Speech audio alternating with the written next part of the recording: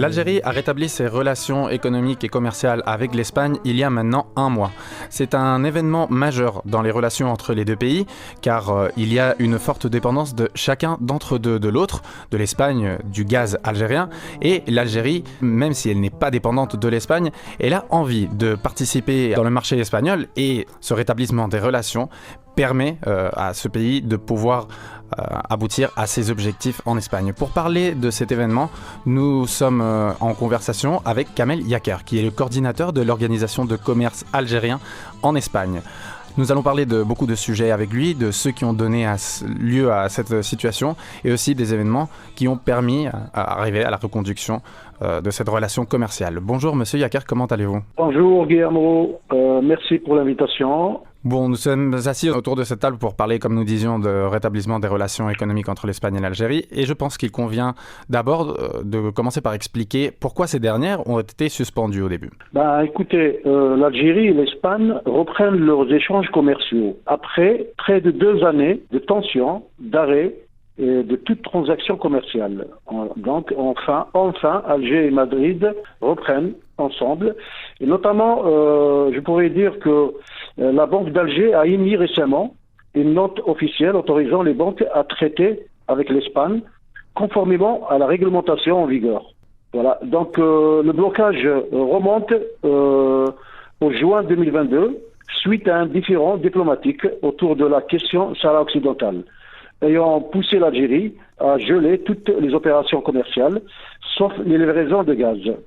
Aujourd'hui, avec cette reprise graduelle, est un signe de normalisation économique entre les deux pays, marquant la fin d'une crise qui a lourdement impacté leur échange. En effet, l'Espagne a reconnu le plan du Maroc pour le Sahara occidental, quelque chose qui va totalement contre la position traditionnelle de l'Espagne et aussi contre l'intérêt de l'Algérie dans cette région. C'est pourquoi on a suspendu ces relations commerciales. Et d'après vous, pourquoi est-ce que ces relations économiques ont-elles été rétablies maintenant? Cela rentre dans le cadre de l'apaisement des relations entre les deux pays. Ce que nous avons constaté depuis la rupture des relations, c'est que l'Espagne a, dans sa dernière apparition aux Nations Unies, nous avons tous entendu le discours de chef du gouvernement espagnol où il a rappelé au nom de son pays, de votre pays, l'Espagne, que l'Espagne soutient, que la question sahraoui est entre les mains des Nations Unies. Donc à partir de là, la position de l'Espagne, nous la voyons, qu'elle se redresse, et malgré que la position du gouvernement a été insuffisante, non satisfaisante pour notre État, mais la dernière sortie de Sanchez aux Nations Unies, il a réussi quand même à redresser sa position, et à partir de là, tout à fait logique que l'Algérie fait des pas vers la réconciliation, et cela ne peut que être positif pour les deux pays. Ce changement ou ce rechangement de position à travers les déclarations de Pedro Sanchez dans les Nations Unies manifeste un peu cet intérêt qu'a l'Espagne de pouvoir commencer à investir à travers ses entreprises en Algérie. Peut-on considérer donc que l'Espagne peut devenir le partenaire stratégique de l'Algérie au sein de l'Union européenne, maintenant que la France a été partiellement aussi écartée commercialement par l'Algérie? Écoutez, pendant que certains accusent l'Algérie avance, oui, notre pays progresse et avance, pendant que les autres s'enfoncent dans les crises économiques et sociales. Donc l'Algérie, avec zéro dette, trace sa propre route. Ils disent que notre président, Abdelmadjid Tebboune, est autoritaire. Notre président a été élu démocratiquement et il est soutenu par tout le peuple algérien. Donc vous n'avez qu'à regarder devant vous la croissance économique de l'année 2023 qui est de 4,1%. L'Espagne, devant tous ces résultats-là, devrait réfléchir et revoir sa politique économique avec l'Algérie. Je pense qu'elle a tout à gagner avec l'Algérie et vu les gestes de part et d'autre de ces derniers mois montrent que nous sommes sur la bonne voie pour que l'Espagne reprenne sa place qui était la sienne d'avant la crise. Voilà. Et est-ce que cette position, excusez-moi que je redemande, mais est-ce que cette position de l'Espagne avant cette crise et peut-être maintenant dans le futur peut être considérée comme partenaire stratégique de l'Algérie, ou est-ce qu'il y a d'autres partenaires qui peuvent être à ce même niveau? Écoutez, il y a de l'espace pour tout le monde. Il n'y a que les intérêts qui priment. Je n'ai pas à vous apprendre que les relations entre les États, c'est gagnant-gagnant. À partir du moment que l'Espagne rectifie, je dis bien rectifie, sa position, parce que sachant que l'engagement de l'Espagne vis-à-vis de l'Algérie, il y a 15 ans de cela, quand ils ont signé ce qu'on appelle le pacte d'amitié entre les deux pays, je pense que tout a été discuté et les clauses de cette pacte valait que l'un d'eux ne devrait pas négliger l'importance de cette amitié. Donc, quand une faute a été commise et qu'on voit dans les derniers gestes de la part de l'Espagne essayer de rectifier, je pense que l'Algérie, de son côté, avec le retour de l'ambassadeur à son poste et aussi la reprise économique, ces derniers temps, on a constaté que la banque algérienne a émis des restrictions pour que les relations économiques et commerciales entre l'Espagne et l'Algérie reprennent. Donc, moi, je pense que l'Espagne a tout ce qu'il faut pour reprendre sa place. Avant de continuer, nous allons revisiter l'événement organisé à Castillon, dans le littoral est de l'Espagne, dans le cadre de la promotion des échanges maritimes hispano-algériens et de la ville castillonnaise comme porte-entrée des exportations en Espagne et en Europe. On écoute l'intervention de M. Yakar devant la presse et celle d'autres hommes et femmes d'affaires algériens et espagnols présents à Castillon. Nous avons commencé la première réunion entre le port de Castillon et l'Algérie et nous programmons pour l'avenir Alicante, Barcelone et Valence. Tous ces ports doivent être ouverts. Il est demandé d'exporter les produits algériens et même le représentant des Nations Unies était présent en Algérie. Des sociétés espagnoles de transport maritime étaient aussi venues avec nous.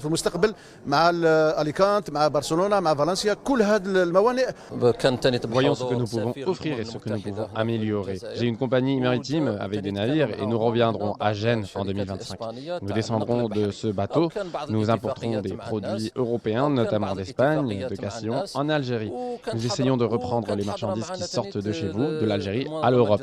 Nous avons publié une déclaration pour renouer ces relations. The government from Algeria is making a strong effort to communicate this need of export traditional products from Algeria, and I think we can be in the port of Castellón. We can be the door to get inside all these products, to get inside Spain, but also the rest of Europe. So I think we are in the mood of offering an excellent cooperation. We are here because we think it's a very good moment to start working little by little, but start working. Nous venons de présenter le port de Castellón à tous les opérateurs algériens. Pour le port de Castellón, c'est très important de renouer les liens avec l'Algérie et avec les différents ports de l'Algérie. Surtout étant donné que dans le passé, on a concrétisé beaucoup d'opérations avec l'Algérie entre le port de Castellón et les ports d'Algérie. Et étant donné que l'Algérie, c'est le marché le plus important pour le port de Castellón, notre objectif, c'est de renouer justement les liens et de continuer à travailler ensemble pour l'économie, que ce soit de l'Algérie ou pour l'Espagne. L'Italie et la France sont aussi deux agents très importants dans l'économie algérienne, même considérables comme concurrents de l'Espagne dans le domaine des exportations. Et il faut aussi savoir qu'il y a eu la censure du gouvernement français de Michel Barnier, qui a déclenché une crise politique énorme en France. Je vous demande sur cela, que pensez-vous plutôt qui se passera avec la suspension de ces relations commerciales avec la France après cette censure au gouvernement français, et comment l'Espagne et l'Italie peuvent se bénéficier de cela? En ce qui concerne la suspension des relations commerciales avec la France, la rumeur a circulé dans les réseaux sociaux, mais nous avons entendu l'intervention des responsables algériens sur cette question-là. À aucun moment, les relations économiques en France continuent à domicilier leurs factures au niveau des banques algériennes. Donc, sur ce point-là, moi, je tiens à vous préciser qu'il n'y a pas de rupture de relation. Ce qui arrive en France, c'est strictement propre à la politique intérieure de la France. Je pourrais dire que ce qui se passe, le débâcle économique française, moi, je dirais que pendant ce temps, la France s'enfonce avec une dette de 3 200 milliards d'euros. L'Algérie avance fièrement, sans aucune dette. Donc, on pose la question, qui est vraiment un véritable modèle ici. L'Algérie, ce n'est pas juste des chiffres, c'est une vision claire et sage. Quand on parle d'économie, économiquement, nous diversifions notre économie en hydrocarbures, l'agriculture, l'industrie. Donc en Algérie, tout avance. Et quand on parle militairement, par exemple, nous sommes solides, respectés et prêts à partager notre souveraineté. Nous sommes prêts à protéger notre souveraineté. Socialement, des investissements massifs pour un avenir durable et inclusif. Tout cela, nous le devons à notre président qui refuse qu'on lui dicte son chemin. Donc, un message à cette droite nostalgique en France, l'Algérie est imprenable. Ni leurs critiques, ni leurs fantasmes ne pourra nous atteindre. Aujourd'hui, nous sommes plus forts que jamais. Nous continuons à avancer avec fierté et détermination. Donc, ce que fait la France, franchement, ça ne nous intéresse pas du tout et ce n'est que leur problème. Et ce qui intéresse l'Algérie, c'est de travailler avec des États dans un esprit gagnant-gagnant. Voilà. Même si vous avez raison en disant que l'Algérie, ce ne sont pas seulement des chiffres, il convient de parler des chiffres commerciaux de l'Algérie dans les derniers temps, car ils ont été assez intéressants et ils ont grandi en ampleur. Par rapport aux exportations de l'Algérie vers l'Espagne, il y a une grande part de marché à gagner pour l'Algérie. Hormis le gaz, les chiffres exprimés par certains rapports algériens sont très prometteurs. Qu'en pensez-vous ? Écoutez, justement, notre programme en tant qu'organisation, le programme inclut l'organisation des foires commerciales sur l'ensemble des territoires espagnols, couvrant tous les secteurs. Ces événements permettront aux entreprises algériennes d'exposer leurs produits afin de se positionner sur le marché espagnol. Parallèlement, nous accompagnons aussi les entreprises espagnoles intéressées par les opportunités en Algérie. Tout cela rentre dans la dynamique et de reprise des relations commerciales entre l'Espagne et l'Algérie. Donc, vous voyez que la sincérité, positivité d'aller vers la notion gagnant-gagnant, je pense que tout est enclenché pour que les deux parties sortiront gagnants de cette décision. Mmh. Voilà. Effectivement. Et il y a peut-être des possibles investisseurs algériens en Espagne qui nous écoutent, aussi des possibles investisseurs espagnols en Algérie. Est-ce qu'il y a des obstacles à l'entrée des entreprises algériennes en Espagne ou alors non ? À l'heure actuelle, nous n'avons identifié aucun obstacle majeur pour les commerçants algériens souhaitant accéder au marché espagnol. Notre rôle consiste à garantir que les règles relatives à l'exportation des produits soient strictement respectées. Voilà. Si les opérateurs se conforment aux exigences, notamment en présentant tous les certificats de conformité requises, comme le certificat européen, CE, ils peuvent accéder au marché sans aucune difficulté. Avant de passer à la dernière question, pour laquelle nous allons traverser de l'autre côté de l'océan, je voulais vous demander, en tant qu'expert dans le tissu commercial algérien et en Espagne, est-ce que vous pouvez donner un petit aperçu à ces personnes qui nous écoutent de à quoi ressembleraient ces exportations algériennes qui peuvent bénéficier de cette nouvelle situation, plus bénéfique pour les deux pays, pour pouvoir arriver en Espagne ? Un grand effort a été fait ces 2-3 dernières années en Algérie. Le président de la République algérienne, Abdelmadjid Tebboune, a insisté, donner tous les moyens nécessaires aux opérateurs économiques, à la création de petites et moyennes entreprises, aussi à la création des start-up en Algérie.